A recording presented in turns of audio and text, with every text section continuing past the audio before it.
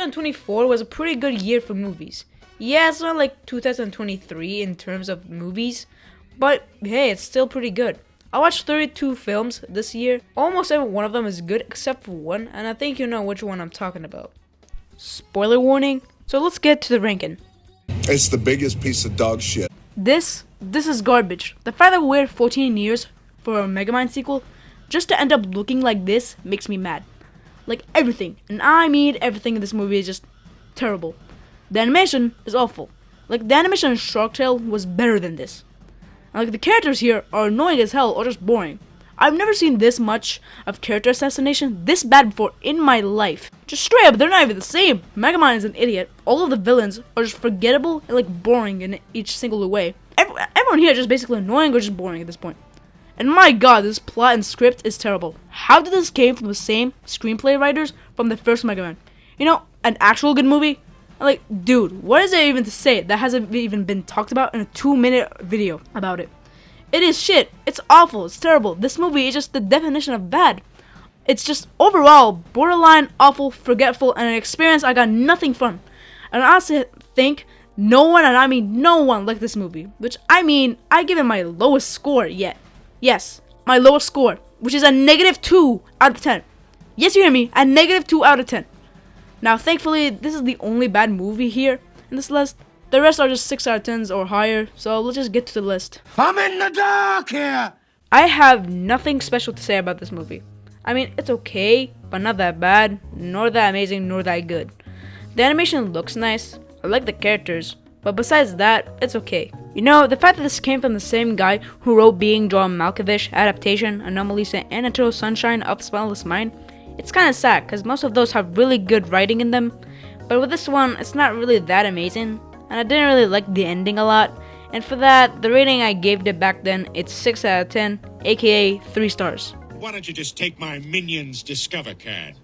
You know, when this movie released, I expected it to be everywhere. Yeah, I was right, it was everywhere. But besides that, the movie is okay. It's just basically your average movie for kids. Like, there is some stuff I like the new characters, it's pretty fun to watch, and I like the animation, it looks really nice. I like most of the story, but the side plot with the minions, like, it takes a big chunk out of the movie. And the P jokes were not that good, like, at all.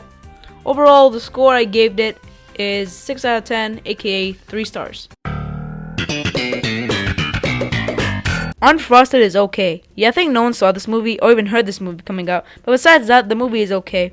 For a comedy, it barely has any good jokes, and whatever good jokes it has is because of Hugh Grant. He's the most fun character out of the bunch, which, yeah, there's a lot of them. Like, I felt like I was watching Seinfeld for some reason. Speaking of Seinfeld, Jerry Seinfeld is okay in this, like Seinfeld. Overall, this movie is just okay, and for the rating I gave it is 6 out of 10, aka 3 stars. What that means, Professor? It means you don't get the unicorn! Yeah, this is gonna be short, because there's not that much to say about Thelma the Unicorn. It's mostly like Unfrosted, but with better music and more enjoyable characters. I don't know why I watched this. The ranking I gave it back then is 7 out of 10, aka 3 stars and a half. What, imaginary friend? Are those even real things? It is actually pretty charming. Like, there are some scenes where it felt slow, and I don't like how they have a lot of characters in this, yet they don't use them often or flesh them out. And obviously, the Amy Schumer gummy bear is awful, but besides that, there's a lot of stuff to like about this movie. Like, there are some actually good jokes here and there, and the music soundtrack is pretty good, but yet forgettable. I like most of the characters, and I like the idea of the movie. And the ending overall is just a good time. And for the score I gave it back then is 7 out of 10, aka 3.5 stars. I'm an F5 tornado! Whoop, whoop, whoop, whoop! Twisters was really neat, and is as I expected it to be. It's pretty good. I don't really have that much to say about it. I like the visual effects, and I like the story, and yeah, it's overall pretty neat. And for the score I gave it back then is 7 out of 10, aka 3 stars and a half. Now, I'm gonna be completely honest with you, the only reason I checked out Conclave out is because it's mostly gonna get Oscar noms, but besides that, it's pretty good. Like, there were some moments that felt a little too long, and some that felt a little rushed in my opinion, and I'm gonna be completely honest with you, Chief, but it's not gonna win a lot of Oscars. for nor acting nor the movie. Like the best categories I can see Conclave winning in is Best Supporting Actor because both Stanley Tucci and John Lithgow do a really good job, and Best Production Design because the sets really look beautiful. Yeah, it's pretty good. By the way, before you ask, yes, I love the scene with the turtles, and overall for the score I gave it back then is 7.5 out of 10, aka 3.5 stars. Hey there, welcome back to the Deadpool and Honey Badger podcast. Not gonna lie to you guys, but Deadpool and Wolverine was a little disappointing. Like, this is coming from the same guy who loved the first two Deadpool movies, and even though I never watched Logan, I felt a little disrespected. Plus, have so much new characters, and yet they all feel underused. Like, when they announced Channing Tatum as Gambit gonna be in this movie, I was excited, but they underused him so hard in this. Plus, this movie could have been a lot funnier. Like, there was some weird amount of unfunny jokes. Like, some of them are about Gen Z and getting cancelled like that. And don't get me wrong, there are some good amount of good jokes in here. Plus, I really like the story and I really like the soundtrack in this movie. There are a good amount of cool action scenes, and I really like the nice looking production design. Except for one where it's one where you see all the Deadpools. But yeah, besides that, the movie is actually pretty good. I mean, hey, they got rid of TJ Miller. At least they care about this movie. Overall, for the score I gave it back then is 7.5 out of 10, aka 3.5 stars. I hate Mondays. Now, there are gonna be some controversial opinions in this list, and this is the least controversial. The Garfield movie was actually pretty good. Yes, even correctly. Like, I expected to hate it when I was about to watch it, but no, it's actually pretty good. Like, I don't like the ending that much, but everything else here is actually pretty good. Like, it's really fun. Not like a critical masterpiece or anything, but it's a really fun movie. Like, there's actually pretty good jokes here and there. Like, yeah, some not good, but the rest were actually pretty good. Yeah, it's just a really nice Garfield movie. Overall, for the score I gave it back then is 7.5 out of 10, aka 3.5 stars. Oh, hell no, Kung Fu Panda. Not gonna lie, but Kung Fu Panda 4 is actually pretty good, and not a massive disappointment like everyone says. Like, don't get me wrong, it did disappoint me a little bit, but still good. Like, yes, most of the new characters are mid, the villain is not good, and it's just really dumb. But besides that, it's pretty good. I really like the stuff with Poe's dads, and I like the animation. It looks nice, actually. And Poe is Poe, so yeah, overall it's pretty good. And score I give it back then is 7.5 out of 10, aka 4 stars. So they set up a trap for me. Well, that was a movie for sure. Not gonna lie, I thought that for a second it wasn't gonna be good, cause some of the writing felt so goddamn unrealistic. But I did like the movie though. Like, yes, the writing is not good, like I said, but most of the movie is actually really good. Josh Hartnett acting is really good in this. The songs are really good and fun to listen to. And the cinematography is really nice. And I like the plot. But besides that, there was some stuff of the plot that didn't really sit well with me. But besides that, it's pretty great. Overall, for the score I gave it back then is 8 out of 10, aka 4 stars. Let's go gambling! Aw, dang it! Aw, dang it! Jackpot was way better than I expected. It was actually pretty fun and creative. Like, I thought Awkwafina was gonna be, well, Awkwafina, but no, she's actually did good here. So has John Cena. Like, he obviously carried it. Plus, I really like the idea of the movie. It's really cool. The action in this movie is really cool also. And yeah, overall for the score I gave it back then is 8 out of 10, aka 4 stars. That is easy, but who is naming Daddy Longlegs? Longlegs didn't even have a character with long pair of legs. What a ripoff. You're a phony! Hey everybody! This guy's a great big phony! Yeah, but besides that, it's really good. Like, when I heard that on TikTok this is gonna be the scariest movie of the year, I wanted to check it out, and after watching it, it's not that scary. Psychologically, yes, but in general, it's just The Shining. But still, I really had fun with it. I really love the plot, and the ending is really good. Nick Cage in this was weirdly funnier than horrifying. The cinematography is really good, and yeah, it's overall, the score I gave it back then is 8 out of 10, aka 4 stars. No, Johnny, he'll be on our side. He'll help us. Beetlejuice. Beetlejuice was a really fun movie. It's a really good sequel to the first Beetlejuice, and Jenna Ortega's being Winona Ryder's daughter in this movie is a match made in heaven. And Jeffrey Jones' character being dead was a great choice to add in this movie. Beetlejuice is still funny after 36 years. Plus, the new characters in this movie are shockingly fun and fit the story, and the wackiness of Beetlejuice. But I do wish they did more with the villains, plus the twist with Winona's character's husband felt like something I would see in Disney Channel. Plus, we should have got more Bob. But besides that, it's a really fun movie, and overall for the score I gave it back then is 8 out of 10, aka 4 stars. Stop singing or you're fired! Okay, now hear me out. Yes, I really hated the ending. Yes, they underused Lady Gaga really hard in this movie. Yes, it is not as good as the first one, and it's not a worthy sequel with any means of right. But besides all of that negativity, it's a really good for me. Now, I was disappointed as hell when this first came out because everything I've been hearing about this movie is how bad it is after hearing that. And hearing that for the movie I've been anticipating the most in 2024, I didn't really check it out until December of last year. And man, yeah, they were right about some stuff. But the rest of the movie is actually really great. I love the scenes with Arthur in the court. I like the music. The cinematography is really nice. I like some of the stuff in the story. Plus, like I said, all the scenes that we had with Lady Gaga were actually pretty fun. I expect it to suck hard for someone who likes the first Joker movie. But after watching it, yeah, it's actually not that bad. Like, yes, it's not a worthy sequel, sure, but still a good movie overall. And for the score I gave it back then is 8 out of 10, aka 4 stars. What can I say? I'm nothing without my stunt team. Man, this movie was made for Ryan Gosling. Like, I really like the plot of the movie, the casting was perfect, and for a movie that's about stunts, it has really legit amazing stars. The soundtrack is really great, and I had a fun time with it from beginning to end. It wasn't great on the pacing track, like it felt off sometimes, and plus I really did not care for the twist villain. Like, she was really boring, and besides that, everything was great. Emily Blunt and Ryan Gosling's relationship was in this movie was really wholesome to watch, and yeah, it's overall just a great movie to watch. And overall for the score I gave it back then is 8 out of 10, aka 4 stars. What about the Detroit Lions? Nah, lay off Detroit. Them people is living in Mad Max times. So you're telling me that Amelia Perez got 13 Oscar noms? Yes, 13! While Mad Max Furiosa didn't get a single nom? It's just so stupid to me, man. But besides that, the movie is really good though. As someone who watched and loved the first Mad Max movie from 2015, I was excited for the prequel because I wanted to know the origins of Furiosa. And man, this movie didn't even miss. Even though we have far less action scenes, it mixed up with good storyline and great characters.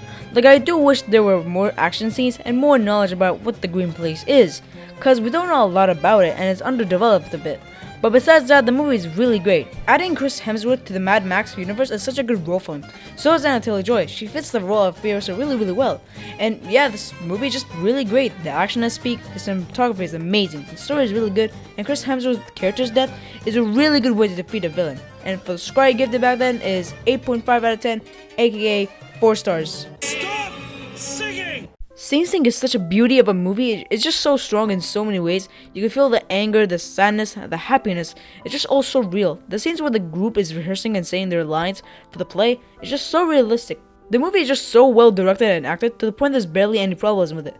The story is really interesting. I'm really happy this got Best Adapted Screenplay and Best Actor nom. And even though the music is forgettable, it's fun to listen to. And I hope Like a Bird gets Best Original Song. And yeah, just overall, this movie is just really great. Overall, for the score I gave it back then is 8.5 out of 10, aka 4 stars. I am that he! You're a dude? Dude, Ricky Stenicki was such a fun movie. Like, I really liked John Cena in this, and Zac Efron did a really good job in this. And the ending is really good. But man, bro, this movie is just legit one of the funniest movies of 2024. Hell, might be the funniest out of the movies I watched last year. But yeah, it's just great, and I recommend it to you to watch it. And for the score I gave it back then is 8.5 out of 10, aka 4 stars. Next Saturday night, we're sending you back to the future.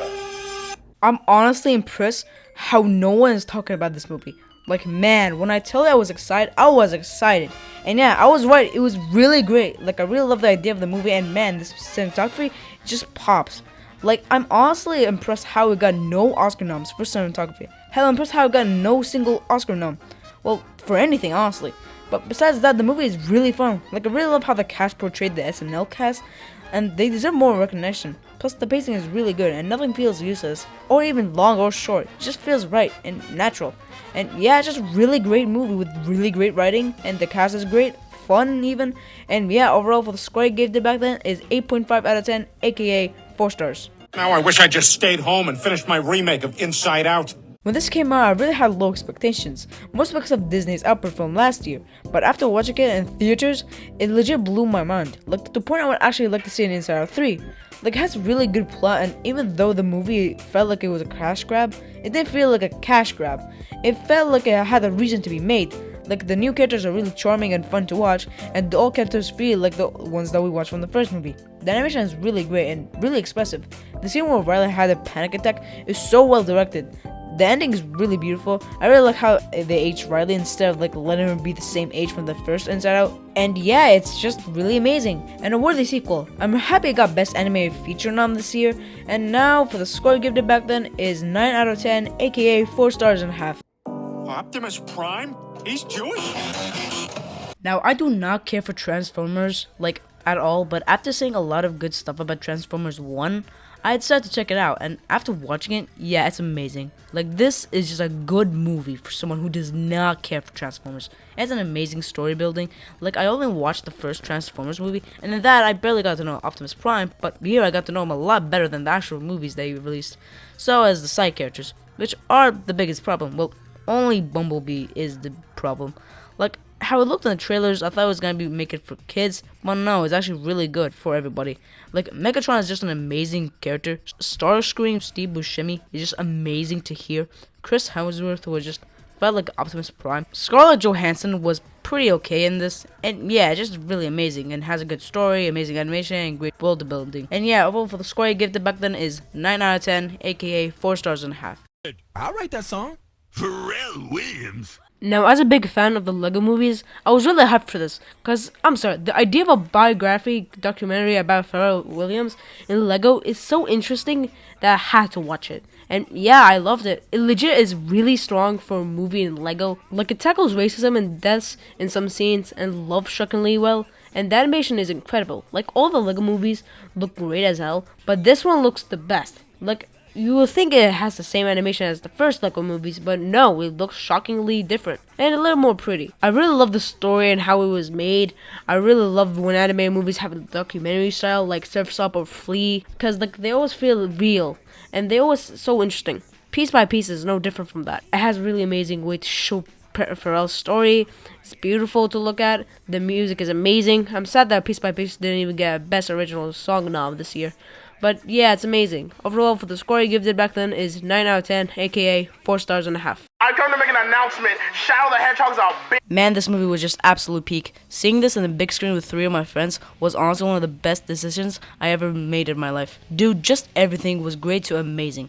Like, the only problem I have with it is just the first 10 minutes, where it felt like a regular Sonic movies and stuff. Like, it did fit the plot and the movie, but at the same time, it felt out of place. But besides that, the movie just peaked. The music is amazing. Like, dude, hearing Live and Learn in the movie theater while Sonic and Shadow were doing one of the best dap-ups in my life in cinema, just absolute cinema, was honestly one of the most beautiful things I've ever seen in my life. The writing was great, the animation was so good, the characters are fun as ever they ever been. Shadow was like way better than I expected. Jim Carrey dual role was so much fun. Like, bro, Sonic 3, just watch it. It is absolute cinema. And for the score I gave it back then is 9 out of 10, aka 4 stars and a half.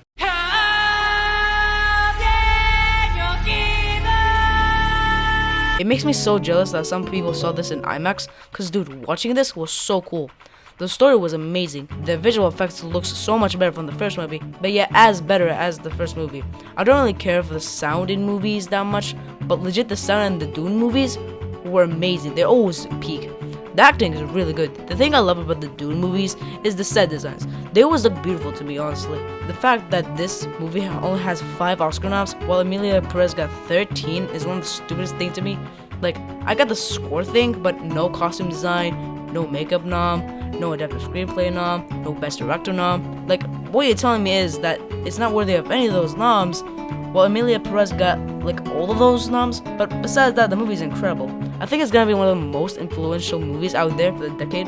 And for the score I gave it back then is 9 out of 10, aka 4 stars and a half. Shirley, don't sue a stripper. Why not? She's a stripper. Life sued her, and she lost. Now this is what I want to win for Best Picture this year. This movie is just amazing. The writing is honestly really amazing. The scenes where Nora and Ivan get married and go around saying they're married is one of the most wholesomest scenes and well-directed shots in a movie I've seen in a long time, dude.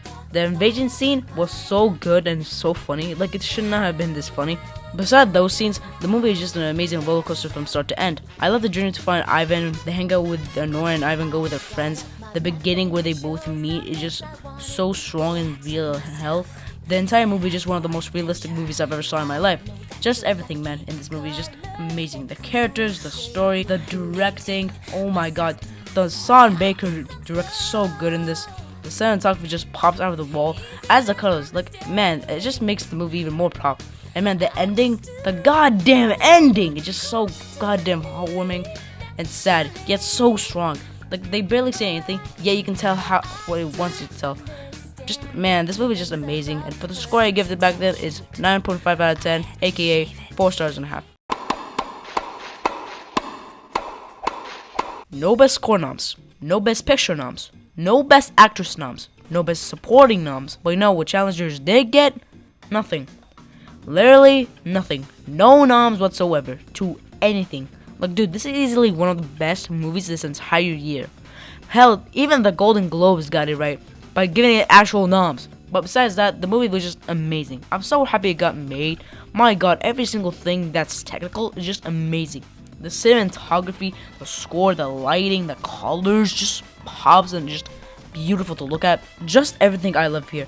The story, the rivalry between Patrick and Art is just so goddamn enjoyable.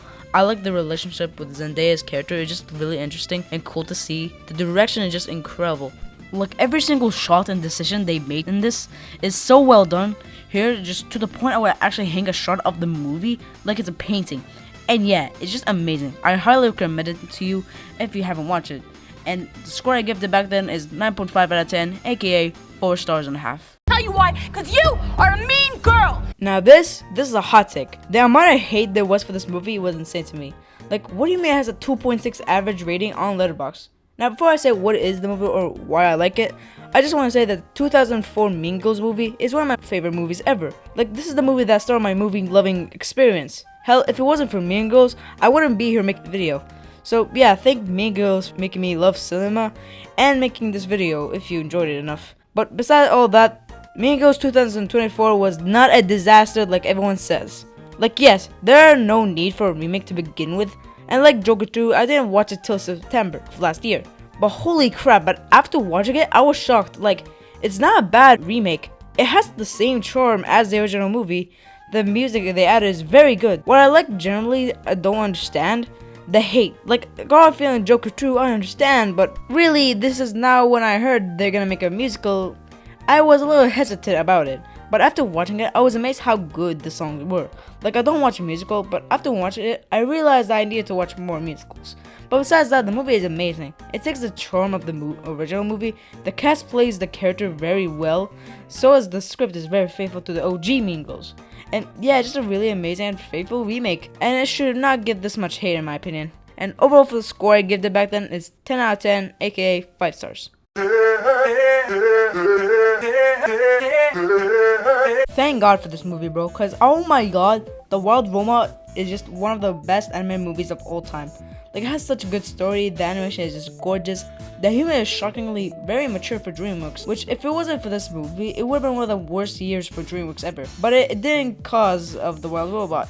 Besides that, the movie is just amazing, a near masterpiece. I love the relationship between Roz and her duck, and for the villain, with not that much screen time, she left a pretty good impact on me. And I love the interaction with Oz and the rest of the animals. I like how we got to see them more up to her. And honestly, all of the characters are just fun. From the duck, the fox, the beaver.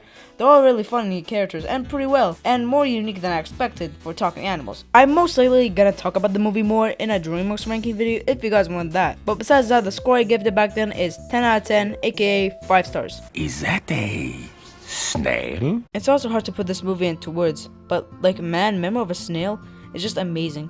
It's so sad yet fresh to see this movie. It makes you happy when a character has something good in their life, and it makes you sad when something bad happens to them. It's just about the story of a woman who just has a sad life with trials in her life, of a lonely misfit from childhood to adulthood. The movie is just one of the best, strongest animated movies to be released this year. Hell, ever in general. It's honestly nice to see these type of movies being made nowadays. Besides that, the movie is just really amazing. It has such an amazing story, the writing really amazing, the characters are great. Even though I did get grossed out with some scenes, those scenes were just sad. Like the scene where Grace finds out Ken's scrapbook, even though it was disturbing to see it, it just made me heartbroken to see Grace like that. Cause like, I cared for her. I just wanted to be happy and with Gilbert again. Speaking of Gilbert, his side story just on where he is living in the farm is also one that just makes me hate the Phosphorans so much. Like, dude, I just want the people to die there, and especially in fire.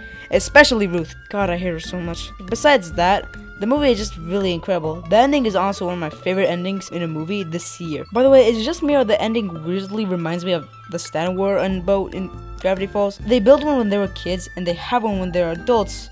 And in Memoir of a Snail, they go to a roller coaster when they were kids, and in the ending, they go to the same roller coaster, and that's the ending. Besides that, the movie is just incredible. I love it. It made me nearly cry. It's just amazing. I highly recommend you guys to watch Adam Elliott's other movie, Mary and Max, which has similarities with the movie also. Overall, the score I gave them back then is 10 out of 10, aka 5 stars. Dude, I love Look Back. Just everything was so fun, so deep, and wholesome. I kid you not, the ending legit made me shed a tear. Like, this is just so amazing. I love Fujino and Komodo friendship. The montage where they grow up together was so wholesome. The animation is gorgeous. The writing is really great. The movie is just nothing short of an amazing, emotional movie with a lot of strong moments. The beginning is just a really good way to begin a movie like this. And honestly, the movie is just really amazing. The ending is easily the best part in the entire movie. I love how I get a version where Fujino and Komodo don't even meet and each other. And I love how they in the version where they don't meet, that they're still friendly with each other. My heart just warms up whenever they do something together. Besides that, the movie is just incredible. It is amazing animation, story, characters, just everything. I didn't expect like a movie like this much. Like, I really loved it. Besides that, the movie is just amazing. I love that it shows the wishing for going back and make you wish for how things would have gone differently. And it's hard to talk about this movie without spoiling it or even knowing it. So I highly recommend you guys to watch this to form your own opinion. And besides that, the score I gave that back then is 10 out of 10, aka 5 stars, and it's my favorite movie of 2024 and my #1 spot for my ranking. Well, that was a fun video. Hopefully I do one of these for next year's movie if you guys want me to do it, or do another ranking video. Tell me in the comments if they're even available. And it was fun. Like and subscribe. Check out my Letterboxd if you want. And it's been fun. See you guys in the next video, hopefully.